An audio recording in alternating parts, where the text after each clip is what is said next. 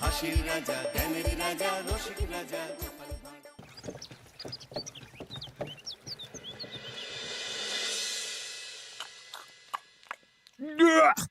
আরে বাবা, কি বিশ্রী রান্না হয়েছে! তরকারিতে কি কোনো কিছুই দেয়নি নাকি? কই গো রাধুনী ঠাকুর, কোথায় গেলে? এদিকে এসো। বলুন রানীমা। বলছি, তুমি তো রাজবাড়িতে দীর্ঘদিন ধরেই রান্না করছো, কিন্তু ইদানি তোমার রান্না এত বেস্বাদ লাগছে কেন?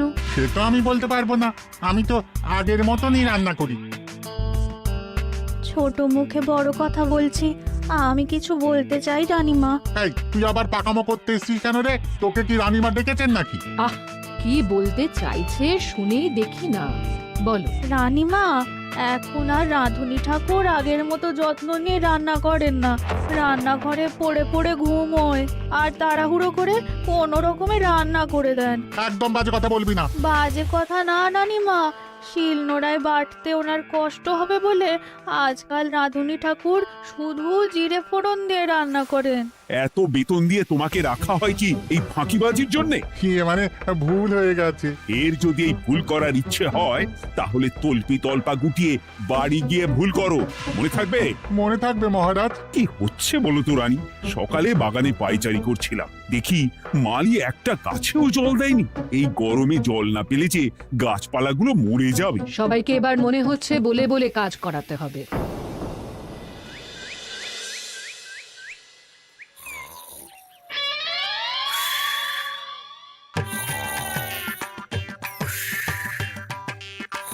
কি গো, কদিন ধরে তো তুমি শুধু খাচ্ছ আর ঘুমোচ্ছ।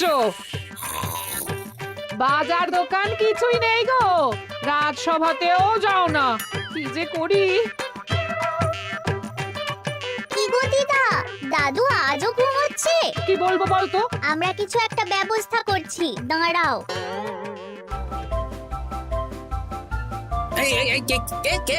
ওঠো দাদু, আর কত ঘুমে? কুড়েমির একটা সীমা থাকে। ওঠো বলছি, ওঠো, ওঠো না। আমি বুঝতে পারছি বাড়ির কাজ, বাজার দোকান এসব না করার জন্য তুমি পড়ে পড়ে ঘুমোচ্ছ। দাদু কাজে ফাঁকি দিচ্ছে দিদা। দে পুটি, আরে সরসরি দে, দে।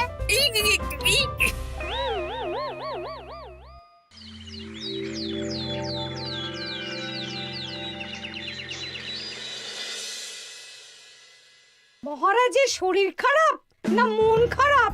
মহারাজ এরকম চুপ করে ঘুম মেরে থাকলে তো রাজপাট সব উঠে যাবে। কিছুই বুঝতে পারছি না। মহারাজ আছেন চুপটি করে, নেই যে মুখে শব্দ। ফাঁকি দিলে এবার তাকে করব আমি জব্দ। অনেক শুয়েছি, আর নয়। মহারাজ, কে ফাঁকি দিচ্ছে? আমি তো ফাঁকি দিই না। পণ্ডিত, তুমি দিচ্ছ নাকি ফাঁকি? না না, বৈদ্য। আমি ফাঁকি দিলে সবাই ওই রোগে ভুগে মরে যাবে। আমি তো রোজ সময়ই রাজসভায় আসি, তাহলে? আমি বলছি আসল কারণ। রাজবাড়ির রাধুনী ফাঁকি দিচ্ছে, আর 3 দিন ধরে রাজসভায় গোপাল বেপাত্তা। হ্যাঁ, এই গোপাল বেটাই আসল ফাঁকিবাজ। ওকে বরখাস্ত করে দিন। গোপালকে যদি বরখাস্ত করা হয় তাহলে বিপদে আপদে মহারাজের পাশে দাঁড়াবে কে? অসময় মহারাজ বুদ্ধি পাবেন কার কাছে? এই সুযোগ, এই সময় গোপালকে মহারাজের চক্ষুশূল করতে হবে, তাহলে আমি একেবারে জেঁকে বসতে পারবো। মহারাজ, গোপাল ঠিক কতটা ফাঁকিবাজ হয়ে উঠেছে তার কোনো ইয়ত্তা নেই। হ্যাঁ বলুন তো। বেটা গোপাল কোনোদিন সঠিক সময়ে রাজসভায় আসে না, কোনো দিন তো আসেই না, যেমন আজকেও আসেনি। আর না এলে মহারাজকেও কারণটা জানায় না। আপনাকে সম্মান করা তো দূরের কথা, কোনো ভ্রুক্ষেপই করে না। এটা কিছুটা হলেও মন্ত্রী মশাই ঠিক কথা বলছেন। হ্যাঁ, এ তো একদম সঠিক কথা। ঠিক বলেছ। প্রহরী, প্রহরী, বলুন মহারাজ। তুমি আরেকজনকে সাথে নিয়ে এক্ষুনি গোপালকে তুলে নিয়ে এসো। আচ্ছা মহারাজ। বলি, তুমি আজকেও রাজসভায় কামাই করবে? অর্ধেক দিন কামাই করলে বেতন কাটা যাবে গো। গিনিমা, গোপালকে মহারাজ ডাকলেন। ওই দেখো, রাজবাড়ি থেকে প্রহরীও ডাকতে এসেছে। ওহ, মহারাজের আদেশ না শুনলে তোমাকে তুলে নিয়ে যেতে বাধ্য হব। আরে দাঁড়িয়ে দেখছিস কি? তুলে নিয়ে চল। ঠিক বলেছিস, তুই হাত ধর আর আমি পা ধরি। আমরা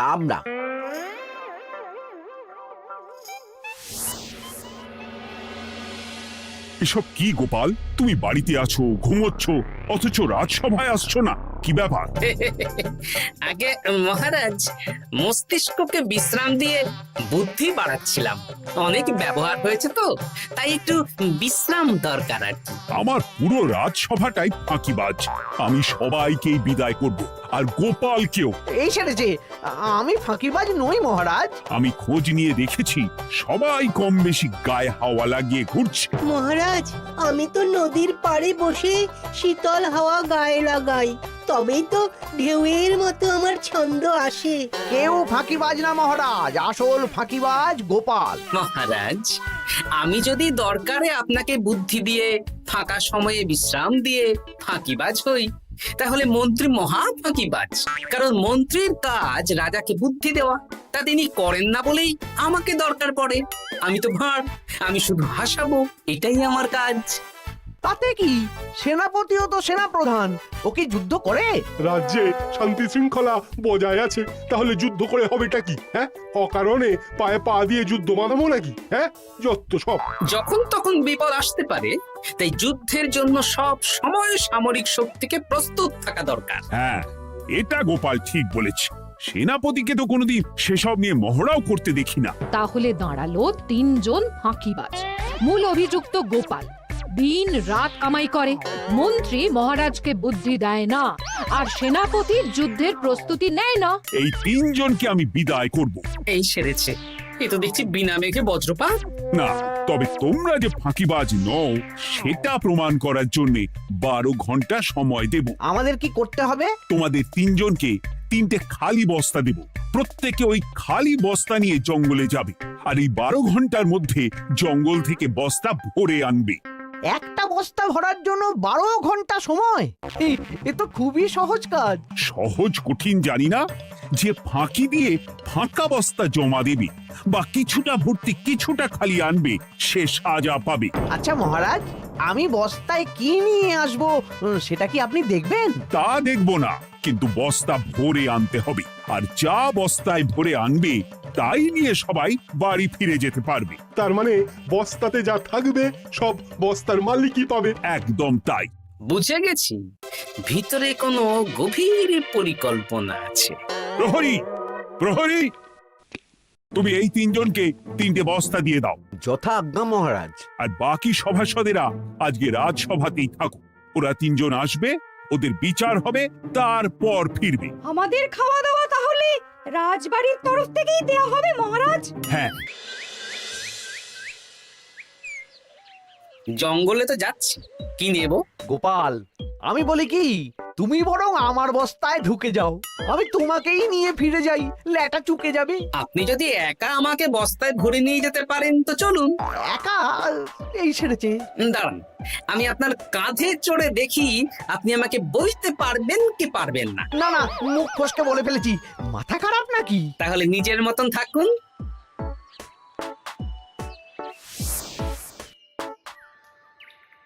এমন কি বা আছে এই জঙ্গলে? আমার কাজে লাগার মতন তো কিছুই দেখতে পাচ্ছি না। ওই তো ওই দিকটা একটু ছায়া আছে বেশ, ওই গাছের নিচে গিয়ে বিশ্রাম নি। সেনাপতি, অত চিন্তা ভাবনা করার কিছুই নেই। মহারাজ তো আর দেখবেন না আমরা বস্তায় কি ভরে নিয়ে যাব। 12 ঘন্টা অনেক সময়। এখন বিশ্রাম নাও। আপনার ইঁদুরের পেট, আপনি বিশ্রাম নিন। দেখি জঙ্গলে থেকে কিছু ফল পেড়ে আগে খাই, তারপর না হয় ওই বস্তাটা ওই ফলমূলের খোসা আর মাটিতে পড়ে থাকা পাতা দিয়ে ভরিয়ে মহারাজের কাছে নিয়ে যাব। হ্যাঁ, বস্তা যখন বাড়ি নিয়েই যেতে পারবো, তাহলে বনের সব থেকে ভালো ভালো ফলগুলো আগে ভরে নি। গিন্নিকে এবার বলবো, বাজার আনি না তো কি হয়েছে, দেখো কত ফল এনেছি। যাই, এর থেকে কিছু মহারাজকে ভেট দেব, মহারাজ বেশ খুশি হবেন।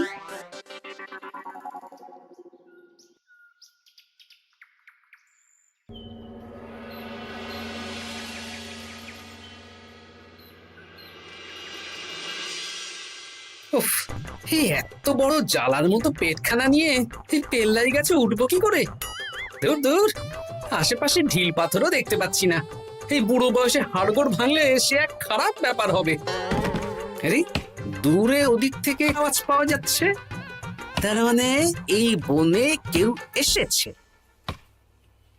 ভাই মদন, এই গাছটা ঝড়ে ভেঙে অনেক দিন পড়েছিল, এটা তো নেবই। তুই ওদিকে দেখ, কত মোটা একটা সেগুন গাছ রে। ওই গাছটা নিয়ে গেলে আমরা 1 বছর বসে খেতে পারবো।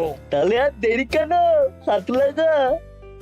আরে আরে আরে করো কি, এগুলো সব আমাদের মহারাজ কৃষ্ণচন্দ্রের পছন্দের গাছ। ভুলেও এই গাছ কেটে নিয়ে যাওয়ার ভাবনা চিন্তা করো না। আর ওই সেগুন গাছটা তো মহারাজের সবচেয়ে প্রিয়। আরে মহারাজ কি করে জানবে শুনি, এই বনে তো তিনি ভুল করেও আসেন না। এই যে আমি আসি, আমি মহারাজের দূত।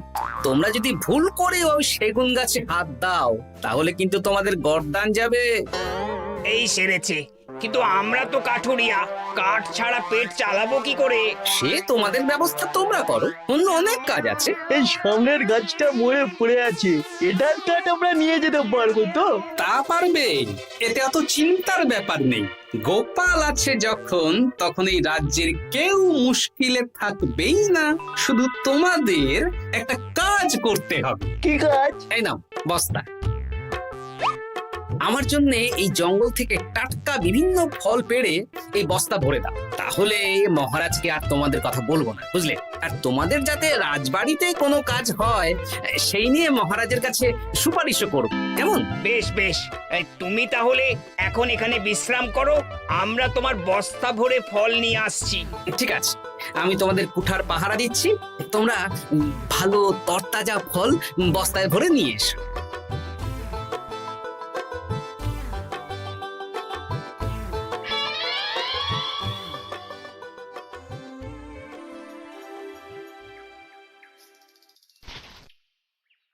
ব্যাস ব্যাস ব্যাস, আমার বস্তায় পাতা ভরা হয়ে গেল, এবার যেতে হবে। আমারও বস্তা ভরা হয়ে গেছে মন্ত্রী মশাই। হ্যাঁ, কটা ফল খেলাম আর কটা ভরে নিলাম, আর বাকি জঙ্গলের পাতা ভরে ফেলেছি। হ্যাঁ, আবার কি কি ভরেছি আর কি ভরিনি সেসব তো মহারাজ আর দেখতে যাবেন না। তাহলে আর দেরি কেন, চলুন হাঁটি হাঁটি পা পা করে এগিয়ে যাই। গোপালকে তো দেখতে পাচ্ছি না। ও বেটা যা কুঁড়ে, হয়তো এখানে এসেও ঘুমিয়ে পড়েছে। আবার কালকে সকালবেলা উঠবে।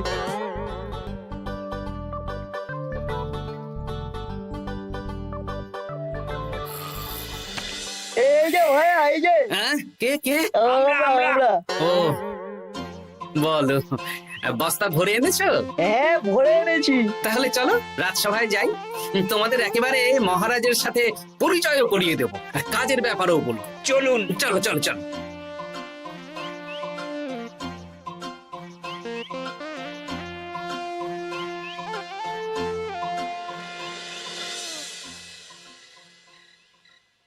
দেখা যাক মন্ত্রী সেনাপতি গোপাল কখন বস্তা ভরে আনে।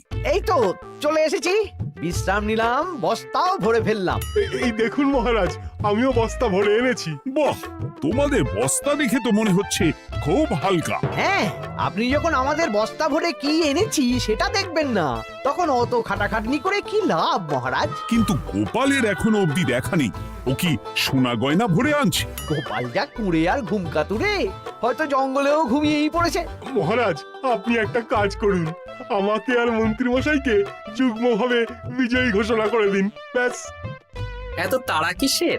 বাবা বাবা বাবা, তোমরা তিনজনেই বস্তা ভরে এনেছো, আমি খুব খুশি। আমার কথা শুনে কাজ করেছো, তোমরা তিনজনেই বিজয়ী। এবার বাড়ি যাও, যাও। গোপাল কি করে বিজয়ী হয় মহারাজ? এই বস্তা ভরে নিয়ে আসাতেও তো ওর ফাঁকিবাজি ধরা পড়ছে। কিসের ফাঁকিবাজি? এই যে দুটো লোক তোমার হয়ে বস্তা বয়ে আনলো, সে তো মহারাজ সহ আমরা সবাই দেখতেই পেলাম। তা তো ঠিক, গোপাল নিজে হাতে বস্তা ভরে আনেনি। মহারাজ বস্তা ভরে আনতে বলেছেন, আমি এনেছি, এখানেই কথা শেষ। আমি কাকে দিয়ে বস্তা ভরালাম, কে আমাকে সাহায্য করলো, সেসব তো কোনো শর্ত আরোপ করা ছিল না। কিন্তু পরীক্ষাটা তো কে ফাঁকিবাজ সেটা প্রমাণ করার পরীক্ষা। এখানে তো তুমি ফাঁকি দিলে গোপাল। এটাও ঠিক কথা, তাহলে গোপালের শাস্তি পাওয়া উচিত। মহারাজ, আপনার শর্ত ছিল সেই ফাঁকিবাজ বলে প্রমাণিত হবে যে বস্তা খালি আনবে। এইখানে আপনি একটা ছোট্ট ভুল করেছেন মহারাজ। বস্তায় কি আছে সেটা দেখবেন না, আগেই বলে দিয়েছেন। তা তো বলেছি। আপনি নিশ্চয় জানেন পাঠশালায় কিছু ছাত্রছাত্রী থাকে যারা পড়ার বইয়ে মুখ গুজে বসে থাকলেও পড়ায় তাদের মন থাকে না, মাথাতেও পড়া ঢোকে না, তাই সেই পড়া তাদের কোনো কাজে লাগে না। কি পণ্ডিত মশাই, এদেরকেই তো বলে ফাঁকিবাজ। বিলক্ষণ, এরাই ফাঁকিবাজ। ধন্যবাদ। তেমনি আমি যদি বলি সেনাপতি আর মন্ত্রী মশাই ওই ফাঁকিবাজদের মতনই ফাঁকি দিয়ে বস্তা ভরেছে, তাই ওদের বস্তা এত হালকা। সে তো আমি বুঝতেই পারছি। কিন্তু আমার বস্তায় যা জিনিস ভরে এনেছি তা একার পক্ষে সংগ্রহ করা মুশকিল ছিল, তাই আমি দুজনের সহযোগিতা নিয়েছি। মহারাজ, আপনি কি বস্তা খুলে দেখবেন নাকি? না না, আমি খুলে দেখলে আমার কথার খেলাপ হবে। এবার তো দেখছি আবার তিনজনের পরীক্ষা নিতে হবে। হ্যাঁ, নইলে প্রকৃত ফাঁকিবাজ কে সেটা প্রমাণ হবে না। কিন্তু ফাঁকিবাজ ধরার উপায় কি? মহারাজ, আমরা বরং আমাদের বস্তা নিয়ে বাড়ি না গিয়ে একদিন কারাগারেই থাকি, আর তাতেই প্রমাণ হবে এই বস্তায় সত্যি কি আছে যা আমাদের নিজেদের কাজে লাগবে। এটা ভালো বুদ্ধি। মহারাজ তখনই কারাগার থেকে আমাদের মুক্ত করবেন যখন আমরা আর থাকতে না পেরে ডাক দেব, আর যে আগে বেরোতে চাইবে সে সব থেকে বড় ফাঁকিবাজ, মানে যে আগু পিছু না ভেবে কাজ করে। বেশ, তাহলে তাই হোক। মহারাজ, কারাগারে শুধু জল ছাড়া আর কিচ্ছু দেওয়া হবে না, কারণ বস্তায় তো আর জল থাকতে পারে না। না না, তা কি করে হয়? শুধু জল? হ্যাঁ, আমি তো লোককে দিয়ে বস্তা ভরিয়েছি। আপনারা নিজে কি এমন কাজের জিনিস ভরেছেন সেটাই প্রমাণ হবে। বেশ, তাহলে তোমরা কারাগারে যাও। প্রহরী, ব্যবস্থা করো। আর এই দুজন কাঠুরিয়া বেশ কর্মঠ মহারাজ, যদি কোনো রাজবাড়ির কাজ থাকে এদের দিয়ে করাতে পারেন। আমার বাগানের মালিটা খুব ফাঁকি দিচ্ছে, তাহলে ওদের সাথে কথা বলে নিচ্ছি। যাও যাও, তোমরা কারাগারে যাও।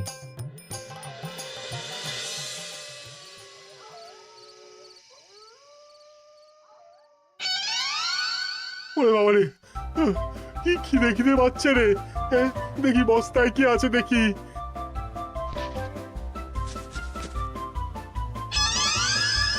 দু একটা পচা ফল, দেখি দেখি একটু ভালো আছে। এটা একটু ভালো আছে, হ্যাঁ এটাই খাই, হ্যাঁ এটাই খাই।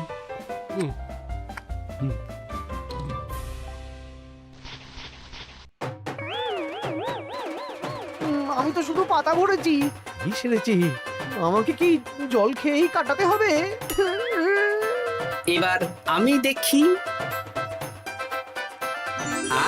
টাটকা ফল আর জল, আমার কাছে যা ফল আছে এগুলো খেয়ে আরাম করে 5-6 দিন কেটে যাবে। ও গোপাল, আমাকেও কটা ফল দাও না গো। ও গোপাল, আপনি এখান থেকে উঠুন, অন্য বাগানে ফুল হয়ে ফুটুন। ফল খাবেন, এখন কর্মফল ভোগ করুন। ওরে বাবা, জল খেয়ে আর কতক্ষণ কাটাবো?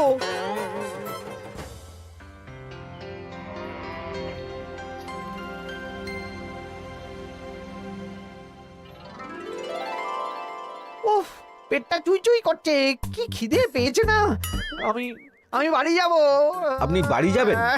তাহলে বেরিয়ে আসুন, বেরিয়ে আসুন। বেটা গোপাল কায়দা করে এমন শর্ত দিতে বললো, পুরো ফেঁসে গেলাম। আমারও তো খাওয়ার মতন তেমন কিছু নেই, আমিও এখানে থাকবো না।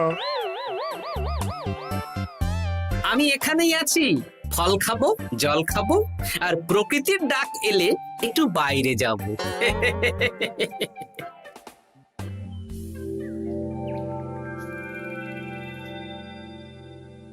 কি তোমরা কারাগারে এক রাতের বেশি তো থাকতেই পারলে না? কি আর করব বলুন মহারাজ, আমরা তো আর গোপালের মতন বস্তা ভরে টাটকা ফল নিয়ে আসিনি। বেটা গোপাল আমাদের দেখিয়ে দেখিয়ে ফল খাচ্ছিল, ওতে আমাদের খিদে আরো বেড়ে যাচ্ছিল। তাহলে এরা দুজনে তো হার মেনে নিল। গোপাল কি করছে? গোপাল খাচ্ছে আর ঘুমোচ্ছে। ওকেও নিয়ে এসো। আচ্ছা মহারাজ। একই মহারাজ, আমার তো এখনো বাইরে আসার ইচ্ছে হয়নি। কি আর করা যাবে, ওরা হার মেনে নিয়েছে, তার মানে তুমি জয়ী হয়ে গেলে গোপাল। আমার বস্তায় ভরে অনেক ফল এনেছিলাম, এখনো অনেক আছে। আপনি তাহলে বাকি ফলগুলো নিয়ে নিন। তাহলে তো এটাই প্রমাণ হলো গোপাল কাজের সময় ফাঁকিবাজি দেয় না, শুধু বুদ্ধি বাড়ানোর জন্য একটু বেশি ঘুমোয়। এই নাও গোপাল, তোমার উপহার। মহারাজ, আমি সময়ের কাজ সময়ে করি আর বাকি সময় একটু ঘুমাই। আমার এখন ঘুম দরকার মহারাজ, কাল থেকে অনেক ধকল গেল যে। বেশ, তোমাকে ঘুমানোর জন্য 1 সপ্তাহ ছুটি দেওয়া হলো। ধন্যবাদ মহারাজ। কি সেনাপতি আর মন্ত্রী মশাই, এবার বুঝলেন তো ফাঁকি দিলেই ফাঁকে পড়তে হয়, তাই কাজ করলে ভেবে চিন্তে করুন। চলি। খুব ঘুম পাচ্ছে।